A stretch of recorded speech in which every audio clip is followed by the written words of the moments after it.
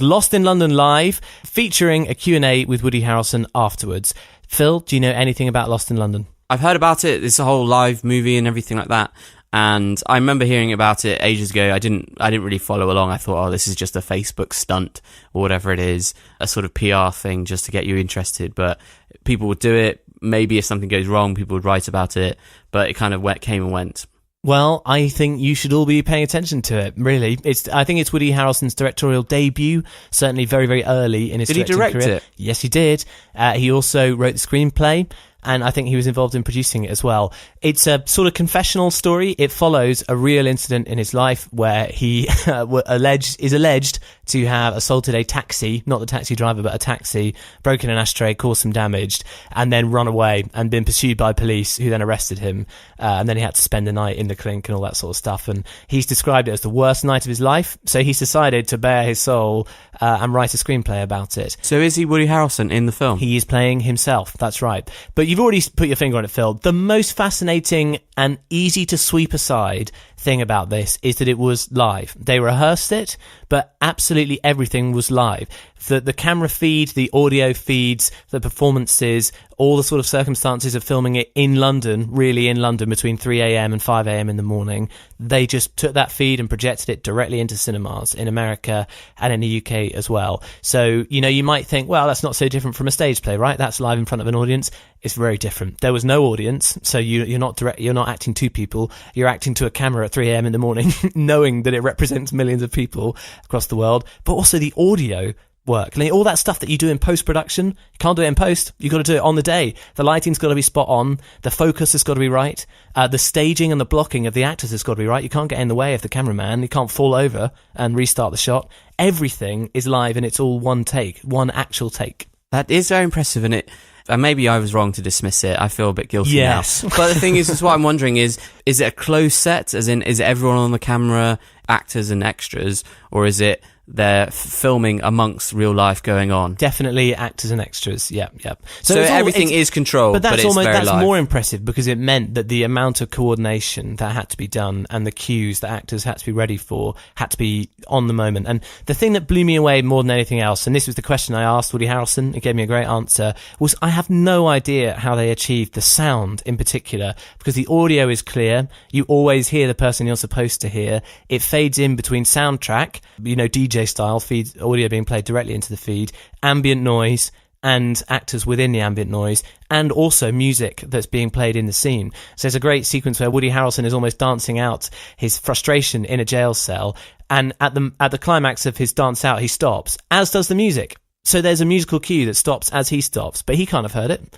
And similarly, they also blend in a Willie Nelson guitar solo to Willie Nelson actually being there and chiming in with I'm glad you're reacting like that, Phil. Listen, you can't see him. I was blown away by it. I was like, how did you do that? So I asked him, and he said, look, there were 26 sound guys on this. That was the hardest thing they had to do. He approached all these top level people. They said they wouldn't do it.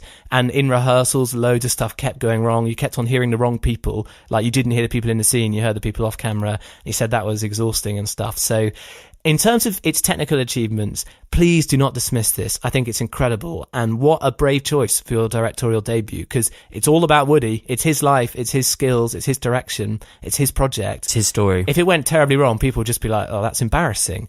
But it's not embarrassing. You just embedded your brilliant question. Laura's all so chuffed with this brilliant question. Oh, I asked a great question is how he told it. Look, I felt good about it because it was I was dazzled by it, and I'm glad to hear him say, yeah, that was the hardest thing. It was, they're so humble of him to say, really, because you'd expect him to just want to go on and on about his performance, but he understood the technical stuff.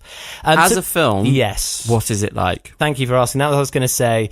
I think I couldn't separate the fact that I knew what a technical achievement it was from the film itself. And I mean, I don't think you should as well, because that's kind of part of the medium, isn't it? The way it's made matters. So The Revenant was even more impressive for its use of natural light and the one-shot stuff. So you can't avoid it, but it does mean there are baggy moments in the film where you think, well, yeah, it would have been edited. They even admitted, Woody Harrelson also humbly admitted, there was a goof in there, live. There was? Yeah, they were waiting for a particular policeman character to arrive, and he didn't arrive on time, so they just had to freestyle some lines. And obviously then they've got to make up the time somewhere else by cutting stuff out. So it was all on the fly, and you can feel that in places. Stuff sags, the pace is a bit odd. Some of the dialogue is a bit elliptical. It feels like you're just treading water until you can move on to the next scene.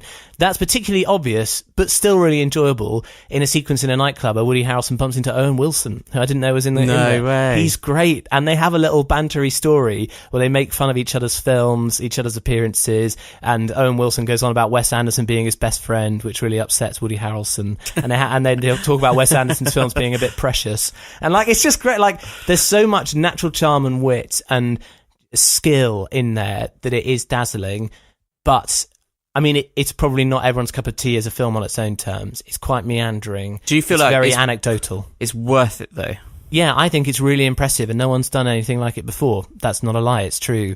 So I really think it's worth your time, certainly. Is it playing widely across the UK, do you know?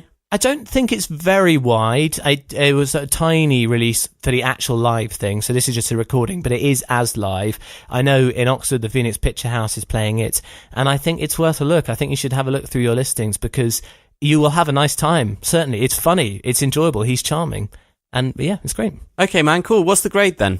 I would probably... The thing is, it's a hard one to grade, because it's very different from anything else, and... What would I say? As a film, what would you give it? I enjoyed it a lot, so I'd probably give it a B+, because, I mean, it's not riveting or anything like that. It's just very, very enjoyable and impressive, and I really love the performances. There's a great sequence involving a woman who is sort of spiritually helping him through some of his problems, because the sort of core conceit is that he's having a big relationship dilemma that he has to work through over the course of the night. So he's trying to get home to see his wife and go through an argument, but he just can't get home because all the stuff keeps getting in the way. And then also that the policemen are fantastically acted. Yeah, it's B+, definitely. I'm convinced, man. I think I want to check it out. Any bonuses? Or is the bonus the Q&A bits? I suppose it's the Q&A. In some ways, there's not loads and loads to say on that. My favourite thing to come out of it, and I think, Phil, you and I will feel a lot of empathy for this, was when a very enthusiastic guy towards the back of the hall stood up, and he said, can I just ask, why didn't you use a gimbal while you were filming this? And at which point the executive producer who was up there and Woody Harrelson both looked at each other and said, well, hey, what did you say? What? And it's like, a gimbal, why didn't you use a gimbal? And they both look at each other and say, what's a gimbal? I don't know what a gimbal is. And someone had to explain it to Woody Harrelson, the director of the film, what a gimbal was. And I love that, because it's easy to imagine that there's this magical world where they know everything, and everything is so, elite, and the jargon's free flowing, like a sort of marketing meeting, that kind of thing, where everyone's talking in metaphors. But more than ever, it really felt like these are just a couple of guys who are like, yeah, I'm doing this film. Let's make a film. And it was so weird seeing Woody Harrelson sat there wearing his baseball cap and stuff, because he just looked like your average guy from Texas. And all of a sudden he's like, do you want to be Haymitch in the Hunger Games? Yeah, sounds fun, man. It was very strange. But I loved it. Very charming. Got a picture. You can see it on the Twitter profile. Oh yeah, and I told him a joke, Phil. I was trying to do that thing, the embarrassing thing everyone does of trying to be cool when you meet them. Trying to stand out for the crowd. Yeah, it's pathetic. I knew I didn't want to do it, and yeah, I still did it. So I was like, I really like you in Out of the Furnace, by the way, man. Yeah. Because no one would remember that film, and that was him being like really like mean in it, right? Yeah. To which his response was, yeah, another laid-back comedy, or whatever it was. So then I said, oh, that hot dog scene, laugh a minute. And I still don't know whether he was taking the mick out of me thinking this guy hasn't seen it, or whether he was with me. But there's my little gag. He came off better there, I think. Of course he did. He's a Hollywood star. Now, the thing is, like, we've actually failed to play a clip. Do you know, that's entirely your fault, man. You said you didn't remind me of this. You were too excited. You rolled on, and I guess it shows that we've done this review live. So yeah, just like Lost in London. Okay, well, let's play the trailer, because that's a better way to do it, I think. Here you go. Here's the trailer. Yeah, definitely worth a watch. I think that's true, that statement. Happy wife, happy life. Jeff, is there something you're not telling me? No, just... Oh, yeah, lovely, mate. Oh, my God. You're fine. Maybe she hasn't even seen it. Well, that's true. I mean, maybe she hadn't seen it. 3 women? Whoa, jackpot! Been bound up in... What need a drink? Take your time. I'm an actor. I think he's an actor. White man can't jump? Indecent proposal? Making your way in the world today takes everything you've got. What is wrong with you? Dude!